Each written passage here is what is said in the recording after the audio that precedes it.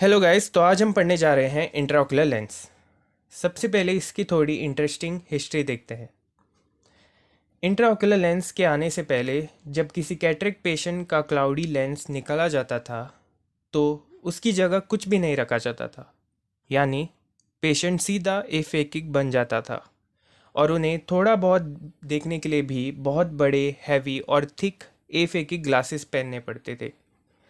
पर इस सिचुएशन में एक बड़ा ब्रेक थ्रू मिला वर्ल्ड वॉर टू के दौरान। एक इंग्लिश ऑप्थेल्मोलॉजिस्ट थे, सर हैरोल्ड रिडली। वो रॉयल एयरफोर्स के उन पायलट्स को ट्रीट कर रहे थे जिन्हें आई इंजरीज हुई थी।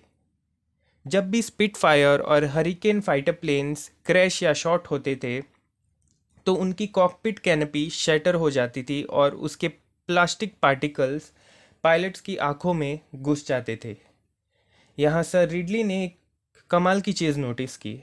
जब भी कोई ग्लास या मेटल आँख में जाता है तो आँख एक इन्फ्लेमेटरी रिस्पॉन्स प्रोड्यूस करती थी, पर इस प्लास्टिक को आँख रिजेक्ट नहीं कर रही थी। वो बिना किसी रिएक्शन के वहाँ वैसे ही था और इस प्लास्टिक का नाम था पीएमएमए, पॉलीमिथाइल मिथ एक्रेलेट।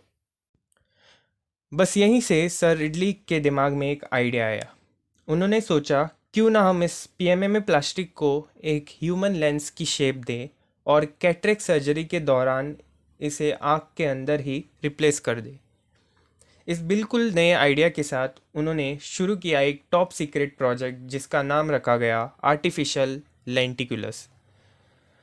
अब इस विजन को हकीकत बनाने के लिए उन्हें चाहिए था एक expert manufacturing partner.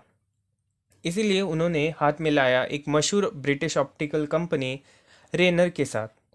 Sir Ridley और रेनर के सीनियर ऑप्टिकल स्पेशलिस्ट जॉन पाइक ने लेंस के प्रिसाइज डायमेंशन और ऑप्टिकल पावर को कैलकुलेट किया और बनाया दुनिया का सबसे पहला इंट्राओकुलर लेंस।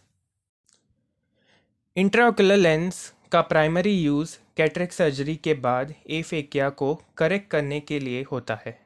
इसका सेकेंडरी यूज़ एफेकिया करेक्शन है इन प्रीवियसली ऑपरेटेड आइज़ जहां प्राइमरी सर्जरी के वक्त लेंस नहीं डाला गया था।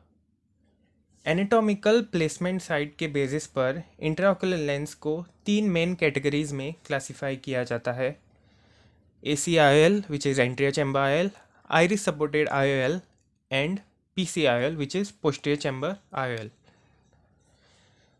एंटीरियर चैम्बर आयल प्लेसमेंट है कि ये लेंस प्यूपिल और आइरिस के आगे यानी एंटीरियर चैम्बर में प्लेस होता है। सपोर्ट या अटैचमेंट इसके हैप्टिक्स जो कि सपोर्टिंग आर्म्स है एंटीरियर चैम्बर एंगल के स्क्लेरल पर और ट्रेबेकुलर मेशवर्क के पास रेस्ट करते हैं। डिज़ाइन या शेप देखें तो एंटीरियर ACIOL का शेप थोड़ा वॉल्टेड यानी फॉरवर्ड बेंडेड होता है। ये वॉल्टिंग इसलिए ज़रूरी है ताकि लेंस की ऑप्टिक सरफेस आइरिस टिश्यू और कॉर्नियल एंडोथेलियम से दूर रहे। अगर लेंस बिल्कुल फ्लैट होगा तो कांस्टेंट फ्रिक्शन से कॉर्नियल एंडोथेलियल सेल लॉस और UGH which is uveitis, glaucoma, hyphema syndrome का रिस्क काफ़ी बढ़ जाता है।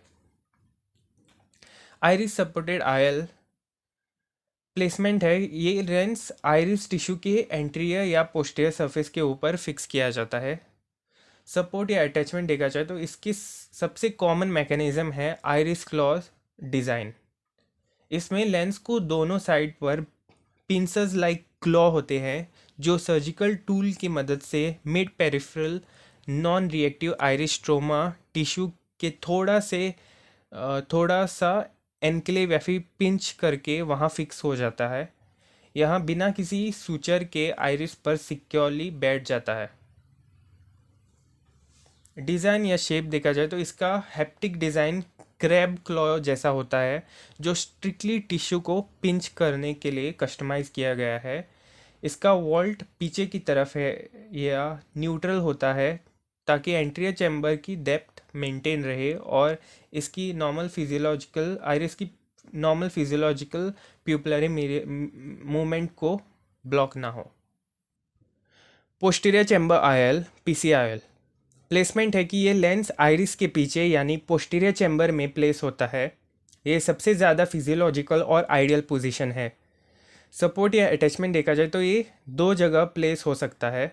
फर्स्ट इज़ कैप्सुलर बैग, जो कि एक आइडियल चॉइस है जहाँ कैटरेक्ट रिमूवल के बाद बचे हुए नेचुरल क्रिस्टलाइन लेंस कैप्सूल के अंदर इसको फिट किया जाता है।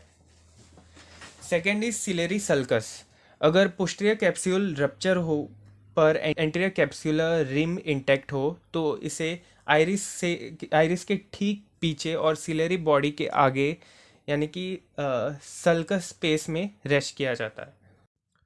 अगर लेंस का इंट्राओकुलर लेंस का स्ट्रक्चर देखा जाए तो सबसे बीच में है ऑप्टिकल रीजन और साइड में सपोर्टिंग आर्म्स है जिन्हें हम हेप्टिक कहते हैं।